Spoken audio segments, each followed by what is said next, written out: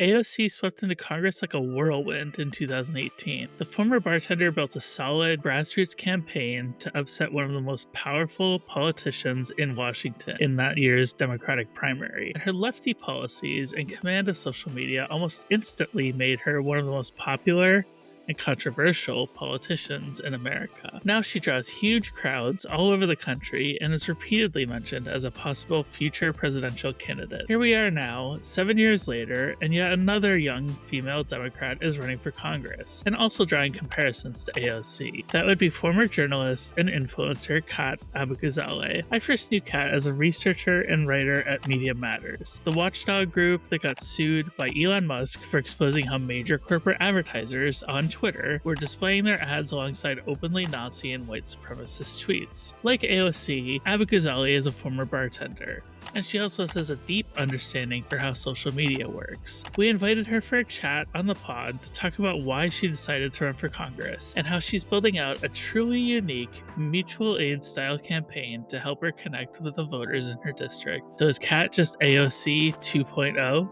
Yes and no, but I'll leave the answer to that question to you. So, Kate, who are we canceling today? We are canceling traditional political campaigns. You mean the ones that Democrats have ran that have gotten us into this hellhole? Something like that, yeah. What can we do differently? You'll have to listen and see.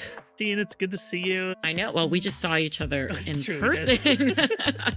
It's good Yeah. to see you again, but I miss seeing you in person. Yeah, we had a little bit of a funny recording schedule. We actually recorded the interview for this episode the day after we talked with Malcolm Kenyatta, and we've already filmed our next episodes. It's interesting timing. We have so much content for you all. It's true. God, are we content creators? Is that No, what we are no, now? no, yeah. No? Okay. No, we're so much more. Kate and I hadn't seen each other in person in at least 2 years, if not longer. Yes. So it's really a couple of days together in New York. We recorded an in-person interview in Multitude Productions in-person studio, and we're very excited about that. So keep an eye out for that 2 weeks from now.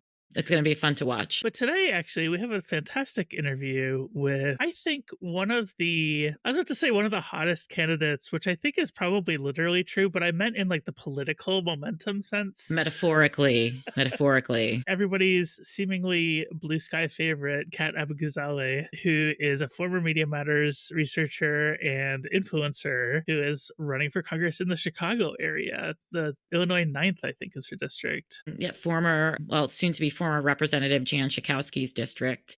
Yes. And Representative Schakowsky has had a really strong progressive background in Congress, but she's also represented that same district for, I don't know, Kate, like how many years, decades? Yeah, we get into that a little bit in the interview. So I think Kat really talks about not just the substance, but really not to denigrate style, but what has to be done differently, what approach needs to be taken, what framework needs to be taken with that substance in order to reach voters. And, we didn't mention this in the actual interview, but one thing that was really interesting to me is that Abuguzale declared her run for the seat before Schakowsky decided to retire, and it wasn't until after it was clear that Kat was mounting a serious campaign that Schakowsky decided to retire from Congress kind of suddenly too. It took a lot of people by surprise. So there's now an open primary there. I think there's several candidates in the race, but it's interesting that her early momentum seemingly scared somebody even as established as Jan Schakowsky. Well, maybe there's a lesson there too, because when AOC, Alexandria Ocasio-Cortez, first ran for Congress and she primaried Joe Crowley, who was a very high-ranking Democrat, a big Nancy Pelosi ally, and she beat him in the primary. And I think for a long time that Democrats have not taken the left or the progressive left, or what do they call the five in Congress? I forget, they have a nickname. The Squad? Yeah, the Squad. Yeah. They either don't take the Squad seriously or they just kind of dismiss it outright. But there really is a hunger for change in the Democratic Party and in Congress. And I think that maybe Jan Schakowsky understood that these, not threats, but like threats to the establishment are not to be taken lightly anymore. Yeah, it's interesting too. Kat's campaign has been compared to AOC. You mentioned her earlier, and I think that that is both true and untrue. They're obviously different people. I think Kat has a little bit better understanding of how to specifically combat the far right because that's her background. Like Mm-hmm. that's what she did in journalism. But at the same time, the two of them are both masters of social media, and they're both building a tremendously grassroots campaign, although they're going to end up looking very differently for reasons we'll get into in the interview. And it was really fun speaking with her. So let's get into the interview. Joining us now is Kat Abughazaleh, who is running for the 9th Illinois U.S. House District. Kat, welcome to Cancel Me Daddy. Thanks for having me. You and I have known each other, at least online, for a long time. I think this is our first time actually speaking with each other. It's very exciting. But I wanted to ask, what was your process of going from journalist and social media presence to deciding to run for office? Yeah, for those who don't know, I was a researcher and journalist. I worked at Media Matters, Mother Jones, Teo News, and in 2023, while at Media Matters, I started making videos on my personal accounts explaining what was going on in right-wing media. Some of it were like insane right-wing rabbit holes. Some of it was really insidious stuff I'd see on Fox News. The one thing that I took away from my work was that Democrats don't know how to deal with these people. People in our line of work have been warning them for years and years and years and begging them to listen, and they didn't. And so when Trump won, I was like, well, they've got to do something, right? This is going to be bad. And then after the inauguration, I was like, okay, way too many of them were at the inauguration, but like they've got to do something. And then they didn't. And I can't remember which straw broke my back. But sometime in early February, I just wrote in my planner, well, I'm going to run for Congress. I'm not rich. I don't have, some established political connections. I mean, I worked in political media, like reporting on politics. So I do have the advantage of talking, especially to some of my progressive friends to get some tips. I met my campaign manager through a mutual friend. But I was like, I have this big platform. First off, I want to be in Congress because I want to effectively fight the right. And I know how to do that. And I have been doing it. And I have a track record of that, which we don't see from a lot of candidates. But also, I have this big platform. So while I do that, I can kind of demystify this process because it's complicated and weird and not accessible to a lot of people unless they're already rich and well connected. And create a model for kind of a new type of campaign. We're taking the stuff that works, like ground game and things like that, and trying to enhance them where we can, and then trying some new stuff. So we're spending a lot of our money on mutual aid and direct action because I think showing what you're about instead of telling even before the election is a great way of going about things, especially when people are so disappointed in our political processes. It feels easier almost to be angry at Democrats, at least for me right now. I read all of the Hunger Games books, so it's like, Katniss, I know who the enemy is, but also Democrats really let us down. And I don't know how we change that. So can you talk a little bit about that messaging that you're putting out there? Yeah, I think you kind of hit the nail on the head there. We're already mad at Trump and ICE and Stephen Miller and all of these ghouls, but the people that are supposed to be the opposition aren't putting up opposition. And so it's one of those things where you're already mad because that's the baseline, but you're disappointed and angry with the people who are supposed to be better because they also know better. And what they really should be doing right now, we've seen this in every authoritarian movement, is fighting. The only way to fight fascism is loudly, proudly, and every single day. Anyone who's been through middle school history class knows that appeasement doesn't work. We saw this with Colombia, where they caved to Trump's demands, and he still is screwing them over. Bending the knee and hoping that Trump hurts as many people by 2026 that they'll vote for you is not only morally abhorrent because you're counting on people getting hurt, even if they're not your voters. Mm-hmm. That's disgusting. But also that allows him to consolidate power. And when you see grounded fascists, they take it for their own and they say that it's been theirs the whole time. And we can't let that happen. So initially, when you jumped into the race, it was ostensibly to oppose Jan Schakowsky, who's a longtime member of Congress, somebody who I remember reporting on when I was on Capitol Hill because she was, I believe she was head of the pro-choice caucus, at least at the time. She also had to go head to head against Marsha Blackburn for the fetal tissue panel that I had the privilege of covering not the fetal tissue. Every single day for a year. So I was very familiar with Media Matters coverage at the time too. My longtime followers will remember the Bored Kate meme, and that was literally in a fetal tissue hearing. So yeah, but I was wondering what made you want to initially challenge her. Since she's dropped out of the race, you've encouraged others to jump into the race as well. Can you talk through your thinking in making both of those decisions? Yeah, I was really clear when I first launched that this isn't some vendetta against Jan Schakowsky. I mean, she has been one of the most progressive members of Congress. She stood against the Iraq War as a member of Congress when it was happening, which not a lot of people did, and it wasn't, popular in the fury of, 2001 to 2007 of growing up as an Arab kid in Texas. We were all in on it, because that's what you do. And my grandmother, who was a straight up Texas GOP operative, hated Jan Schakowsky, which is an endorsement of her character, frankly. Her character, not my grandmother's. When I ran, it wasn't because I, hate Jan Schakowsky or think that, she's the worst person in the world.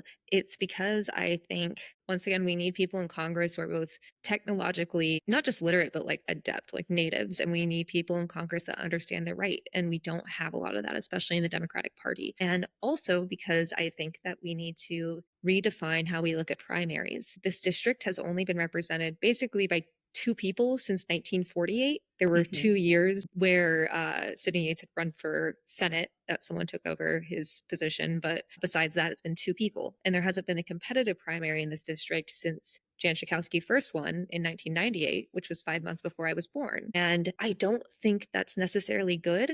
Even when people are doing their jobs, I think that primaries should be competitive. I think running for office should be more accessible because it makes everyone bring their A game. They have to continually prove that they're the best candidate. Just because you win once does not mean you're entitled to it. And that's not what I'm saying about Jan Schakowsky, but this is where I planned to live for the foreseeable future. Ben and I moved to Chicago on pretty short notice when the Onion deal went through, and we looked at neighborhoods we liked. And I mean, anyone that's been in Rogers Park or Edgewater, they're a lovely place to live, and that's where we built a community. And so I wanted to run in this district for that reason. And I think if we just look at primaries rather as an affront to the party or criticism of the party as trying to make it better, this is supposed to be the party of the New Deal and the Civil Rights Act, but instead it's changed a lot. If we reevaluate how we look at competition and at primaries, I think we'd have a much healthier political system. And that's why I've been encouraging, even before Schakowsky dropped out, if people want help with the FEC paperwork to run against me, I am happy to help them navigate that because it's a pain in the ass. And I've had two people that want to take me up on it. They haven't been to the office yet to work that out. But if you truly think you're the best candidate, you shouldn't have any problem with competition. And when I was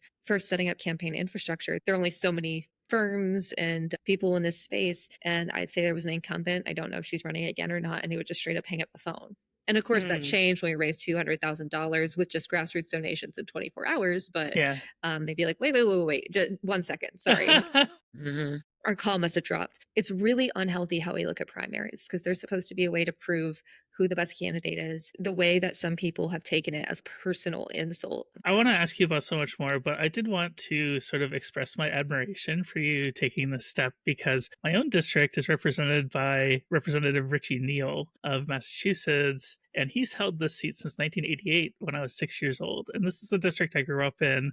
I, of course, moved away, started a family, transitioned, and then moved to DC and then back now. But even I was thinking in those doldrums of February, especially as Democrats were going, we lost because of trans people. I was like, maybe old Richie needs a primary challenge. And I wimped out. So the fact that you went through with it and said, I'm going to try this. It's one of the most fulfilling things I've ever done, one of the most rewarding things I've ever done, but it is exhausting. A candidate's salary can only be half of your income over your average income over the last 5 years. And 5 years ago, I was making $0 because I was finishing college. Right. So my candidate salary is like $25,000. This year I had planned to shop around a podcast and a show, and I've been doing that as soon as late January. And so yeah, it's definitely something that you have to commit yourself to. It's very rewarding, but everyone has their own ways they want to fight and strengths and weaknesses and backgrounds. And I think that my experience could be useful in Congress. I want to get in, get some fascists out, do some good,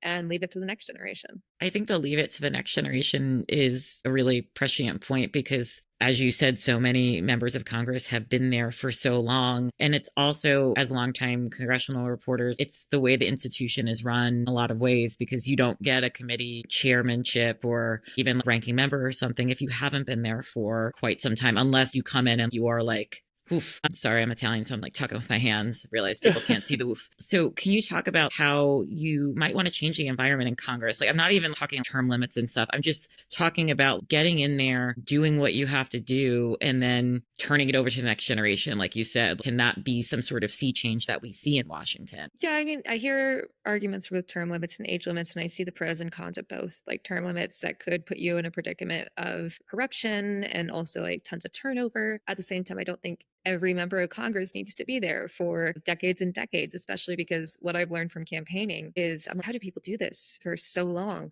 And what I've learned is after a while, they just stop doing it well. Empathy is a muscle that you have to flex on such a wide scale, especially because the House has never been expanded. It's a lot. Once again, I really enjoy doing this. I love the people I've been talking to, but like you are asking for this job and you should be doing it right. What I'm kind of trying to do is lead by example. And I think that one of the issues of Congress is not even necessarily about the age, like the gerontocracy stuff. It's that a lot of members of Congress, it's kind of homogenous. I mean, half of Congress have a net worth of over $1 million. Half of Americans are in the same boat.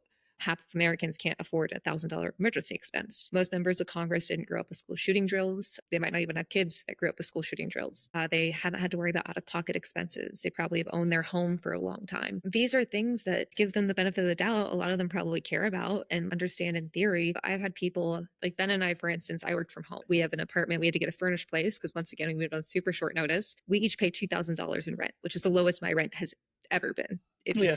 as someone that's just rented in big cities. And I've had some older people that are like, that's so much. And it's like, not in this housing environment, Yeah. especially you get a place on short notice that's furnished, that's by public transit, and that's habitable. And a lot of us don't have the luxury to shop around or to someone was like, why don't you just buy a place? And I can't do that. And so it's this thing where you're living through experiences. And if you don't understand when you have like congressional health insurance, for instance, I use GoodRx. I actually just got insurance today because Ben finally had his enrollment period. So I could enroll, which is awesome. But I've been using GoodRx as my insurance essentially because I didn't have a qualifying event. And so if I go to Walgreens, my narcolepsy medication costs almost $500, even with GoodRx. If I go to different pharmacy down the street, it's 30. You don't have to worry about those when you're on one of the best health insurance plans in the country. And so I think there's stuff that kids in high school right now are going through that I have zero idea about, that like I can't even fathom. And I can't properly legislate on those things if I don't get them. And so we need a Congress that's diverse, not just in race and gender and age, but also in backgrounds, income, occupation. I just think that's really important. And so I vowed, if I win, I'm not going to serve more than 5 terms. With our campaign, we're trying to lead by example. You can spend your money in not corrupt ways. Yeah. If you're elected, I think you'll be one of, if not the youngest member of Congress. The youngest woman, if The elected. youngest woman. But as I was formulating what I wanted to talk with you about in this episode, one of the things that I kept coming back to was how impermanent life is for younger people. I mean, I'm in my early 40s and I've moved 4 times in 10 years. Yeah. And you just had this sudden move to Chicago that you talked about. Do you think that the difficulty in laying down roots for young people these days discourages them from trying to run for Congress? And is there anything in your experience, maybe with the criticism that you've taken for not living within the boundaries of your district, that is kind of a lesson for, I guess, the wider political media or field in general? Yeah, I mean, that is probably the biggest criticism I've gotten. I always encourage voters, and you should be skeptical of anyone asking for your vote. So I have no problem answering that. Once again, the reason I ran here is because I want to live here for the foreseeable future. It's a great neighborhood. I actually just found an apartment and just finished my application, which is very exciting. But yeah, I saw someone on Blue Sky the other day that was saying some really weird stuff about me. And they were like, do you want young people to run or not? Because what young people do is they move around a lot. Right now, Illinois, like for trans people, for instance, this is the end of the Rainbow Railroad for them. This is where they come to be safe. Immigrant rights, climate change, reproductive rights. I think it's like 1 in 4 abortions in the Midwest is conducted in the state of Illinois. And so I hope, and we had someone come to the campaign office yesterday who just moved here 2 days ago from Kentucky. I want them to get involved in politics too. And so if you want young people to run, you have to understand that the income for local and state offices in some states, it's like $24,000. So you have to get all this money to run in the first place. Usually that's not like someone starting with a big digital base like I do, which I built myself, of course, but it's still a privilege to start with. And then you win and you're taking on a full-time job and it's $24,000, that's just not feasible. Or if you're, in my case, you're taking a candidate salary for a federal election, and you're making essentially like $5 an hour, that's not feasible for a lot of people. I'm really lucky that I have some money saved up. A lot of it went into moving to Chicago in the first place, but I have a partner that's willing to like kind of pick up the slack, and I'm dipping into my savings. A lot of people don't have that luxury. And then if you want people to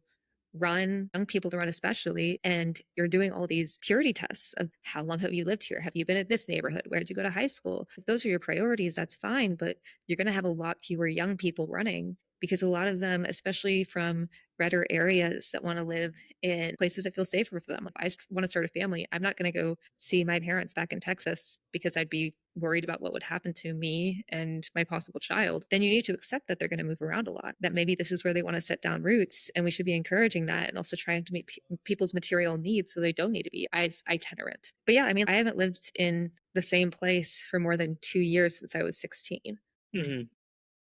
And it's nice to find a place that I call home now. But young people, we have a lot of, it's why a lot of people don't vote. A lot of young people don't vote. First off, you're not giving them something to vote for. And it's like, you have a shitty boss that won't let you take off time to vote on a Tuesday. Yeah. And you don't have the money to sue. You don't have the money. You can't afford to get fired. Why would you take that risk? This podcast, at the end of the day, is, yes, we go over a lot of politics, but it really is about social media and how we use it today, and how the media environment and the social media environment come together to influence society and things like that. And I know that you've had like a lot of weirdness from a lot of people on the right. There was an article in, forgive me, I forget the name. This is Chicago. Oh, the Chicago Contrarian. The Contrarian, yes. Fuck. That was really weird. You did a fantastic video, which we'll link to in the show notes, in response to that. Were you prepared for the kind of pushback that you're getting, not only from conservatives, but also there are a lot of people who didn't know that you and Ben, for instance, Ben Collins, were in a relationship? Very controversial. I know that we've been in a committed relationship for 2 years. And people are like, why didn't you post about it? And it's like, you're being so weird right now. You're wondering why I don't post. Like, he's been coming to camp. Anyways, sorry. No, I get These it. parasocial relationships people build it 30 years ago.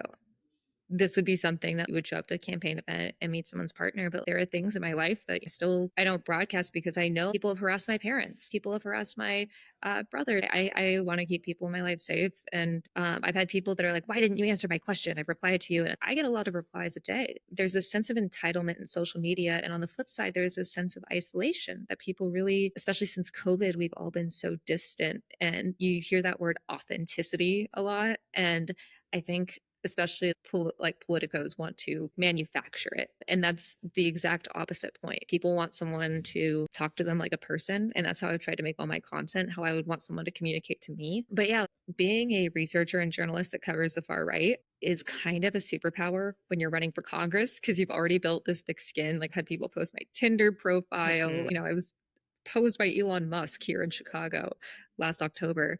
And so I can't imagine what it's like to see all of this. If my campaign manager, Sam, he would show me a reply and be like, this is awful. And I'd laugh. And he was like, what are you doing?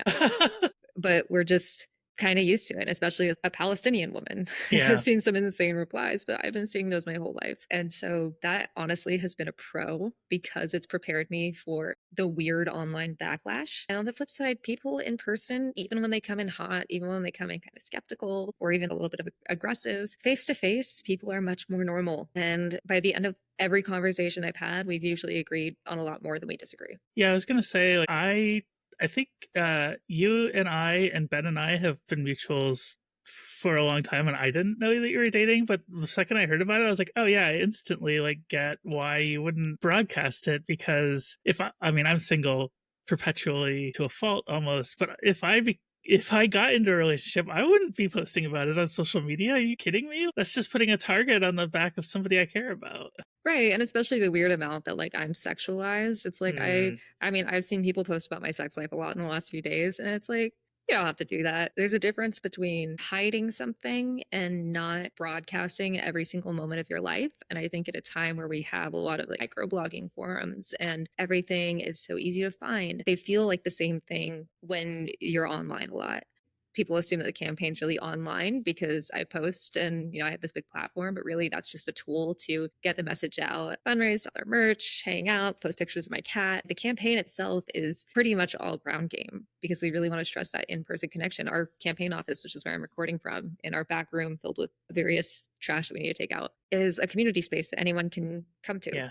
You've run a really interesting campaign with the mutual aid stuff and just the ways you're trying to connect with the community. I wanted to ask if you've heard of somebody named Tiffany Bond, who ran a similar campaign in northern Maine a couple of cycles ago. She's actually a friend of mine. We met in person, and she said, I don't want campaign donations, which is not quite what you're doing. She'd be like, instead, I want you to, and she would share GoFundMes for teachers in her district who needed supplies or other charities in her district. She's like, I'd rather you give money to them. And so when I heard your campaign strategy, I was like, this has been tried before, but how are you finding that strategy so far? Is it helping you connect with the community? Yeah, so we're trying to kind of take that to the next level in terms of how we spend our campaign money, because I'm trying to kind of show a model. You don't have to just do lip service. You don't just have to promise a bunch of shit and then not deliver. You could be helping people right now. And we waste so much money in politics. I mean, you guys know as political reporters, so much money gets wasted on the same consultants and ads that have no strategy on them. It's a mess. And so we have been really focused on trying to find fun and unique ways to make politics accessible. For our kickoff event, instead of paying $500 a plate, you had to bring a box of pads or tampons for Chicago's Period Collective, which meant that anyone could afford to come. We collected over 5,600 tampons and pads for people who needed them. And we just stocked a whole food pantry in exchange for campaign yard signs last weekend and did a beach cleanup. These have been really helpful in the community. The thing that I've heard a lot is people are like, I feel so helpless. I just want to doom scroll. And now I have an outlet. And so I'm not only supporting your candidacy and I'm not only helping people, but I'm also feeling like I'm doing something. With the beach cleanup, our hands were full with like trash grabbers and a trash bag. And we all sat on the beach at like a big circle and talked about things we cared about. And yeah, that sounds all kumbaya and Pollyannish, but like, it was genuinely helpful. I've seen people that online that like posted things that were really skeptical and they were like, "It's grifter, blah, blah, blah." And now that we're showing what we're about, they're like, okay, maybe she's not a grifter. Like, I'm not sure if I support her. And like, once again, I encourage people to be skeptical.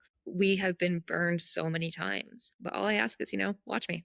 I wanted to commiserate about GW student loan debt. I graduated in 2008, so I can only imagine the issues that have grown for people who are younger. I have a 3-year-old and I worry about her having drills in pre-K next year. Yeah, it's awful.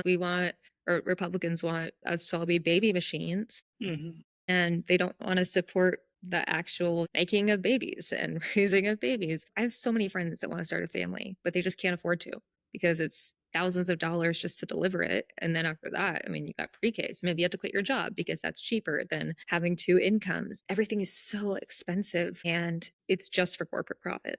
Like, that's it. It's really unfair. We need to be providing that support. There's so many parents I've talked to that are just terrified about what education is going to look like for their kids now. I mean, we had someone come to our office hours with their kid, and he was a really cool little guy. And I could just see the fear in their parents' eyes. I do appreciate if you're listening to this and you live in the district and you have a baby. I love when people bring babies to the campaign office, and I get to hold a baby. It's genuinely restorative. Like holding a baby, holding a puppy, a kitten. How can our listeners find you? First of all, find you online, and how can they support your campaign? Thank you for asking. You can go to catforillinois.com. Donations are really helpful because campaigns need money to run, and especially now that we have opponents in this race, we're really hitting the ground running. So if you have money to spare, our average donation is about $31. It really makes a difference. We're taking 0 corporate cash. We also just launched merch today. So we are starting with some shirts with our logos, and then also some that say, "What if we didn't suck?" in like a thank you grocery bag font. And it looks really sick. And there's also a tote bag. So Nice. get some of those. If we sell out of these, we got some really unhinged merch to debut after that. So if you want to see that, you got to buy now. And then also we have a volunteer Discord server. We need remote and local volunteers. And if you just go to the volunteer page on our website, you can join there. Thank you, Kat Abughazaleh.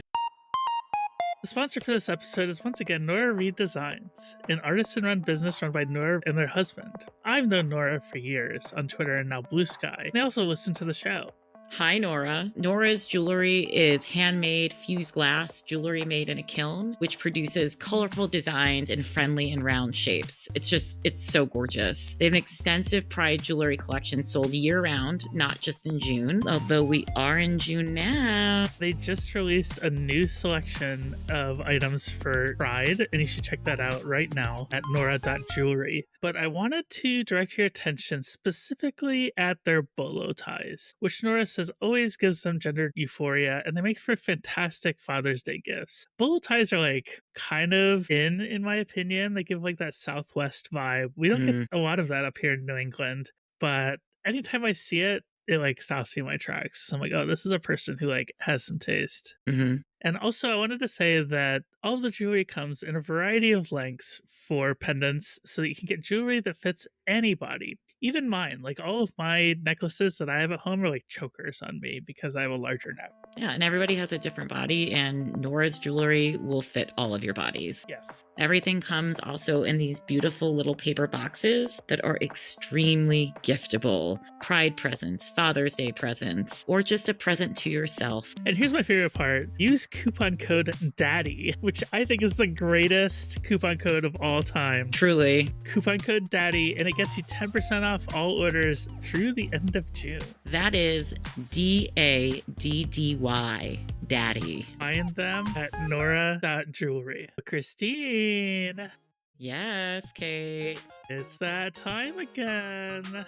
For Out of Context Cancellations. You know it. You know it. It's my favorite segment. Of course, all of these are listener contributed through our Discord. And if you would like to submit your own out of context cancellations, you can do so by joining the Discord, which is now accessible to anyone over the $3 a month Patreon tier. So first, we have an old fave of ours. We did an episode on him not too long ago, Gavin Newsom.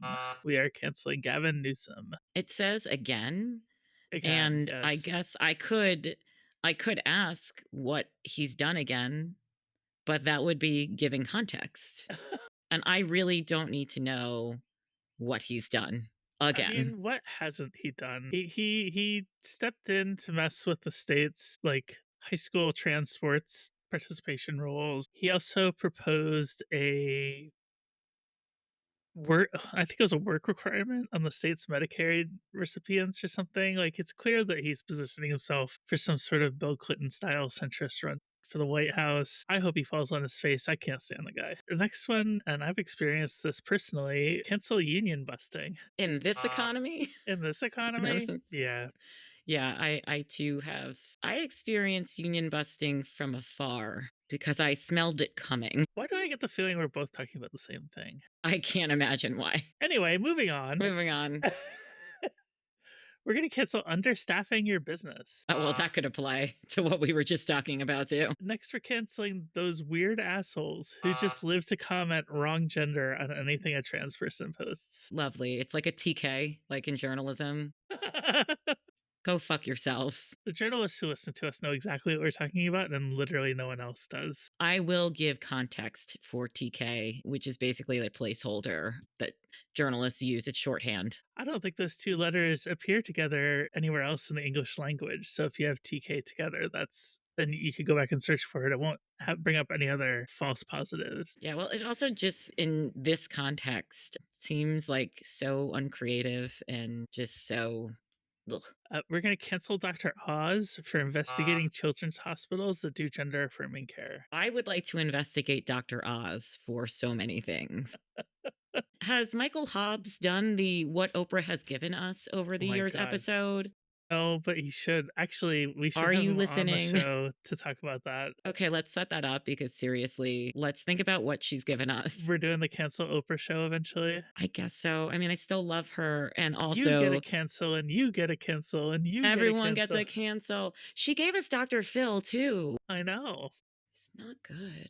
I know. Just batting 1,000 out here. And all the Weight Watcher stuff. Oh yeah, we got Michael Hobbs, if you're listening. We're putting up the cancel Gunkle signal. That signal in the sky. Next, we're canceling puberty. Yeah. Yeah, there's nothing great about that. I only had to live it once. I can't imagine having to live it twice. I had As a 2 trans of them. person, kudos to anyone who has to do it once or twice. Like, just, yeah. Next, we're canceling neighbors with drones. What the fuck? This feels like something Russia would say. Did you see that? No. What have our neighbors to the But no, there were a bunch of Ukrainian like special ops that snuck into Russia with drones, and they like destroyed a strategic bombing base like hundreds of miles away from the Ukrainian border, and everybody escaped. Yeah, so I like that one. That one made me laugh. Yeah, Russia really winning It's that like war. Putin out here, cancel neighbors with drones. Vlad, is We're that def- you? We're Is that definitely getting you? canceled for that. Is Vladimir on the Discord? We do have 2 listeners from Russia that tune in, I think. Well, obviously one is every Vladimir week, so, Putin. yeah. Just like Donald Trump tweeted or tweeted or whatever. It's just like an FSB office just devoted to listening to Cancel Me Daddy. Next, we're canceling bigots at Pride. Yeah, stay the fuck home. They always show up there with their little signs and everybody ignores them. It's like, really? You don't have any other sources of getting attention? Next month is Gay Wrath Month, so get ready. But does that come afterwards? Yeah. Is that like Wrath comes after Pride, always. Yes. Great. That's July for us. And lastly, we're canceling Seattle PD and anti-trans protesters. Yeah, that sounds like a combination. I'm wondering, I think police might be the most canceled thing in the history of this show. They have a knack for canceling themselves. We should go through all the old out of context cancellations and like make a chart, I think. Yeah, we can count the number of times like police have been canceled. Cancel Me Daddy is a Flytrap Media production, and today's show was made by me, Caitlin Burns, my incredible co-host Christine Grimaldi, and our amazing editor, Maria Paleologos. Dee Peterschmidt made our theme song, and Romy Tirico designed our graphics. Ads by Multitude Productions. Our show is made possible by the incredible cancelers supporting our work, especially the members of our Canceller Hall of Fame, with the great power to cancel all of their enemies. Meg, We appreciate your support. happy canceling!